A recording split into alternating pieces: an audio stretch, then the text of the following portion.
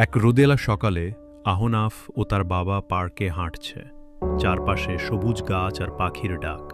হঠাৎ করে আহনাফ বলে, বাবা, ওটা দেখো। দূরে একটি বিড়াল এবং তার ছোট বাচ্চা হাঁটছে। আহনাফ আনন্দে লাফিয়ে ওঠে। সে বিড়ালটিকে অনুসরণ করতে চায়। বাবা তার হাত শক্ত করে ধরে রাখে। তারা একটু ধীরে হাঁটে। বিড়াল ও তার বাচ্চা রাস্তা পার হয়ে পার্কের ভেতরে ঢুকে পড়ে। আহনাফ বিড়ালদের দিকে তাকিয়ে বলে, ওরা কোথায় যাচ্ছে বাবা?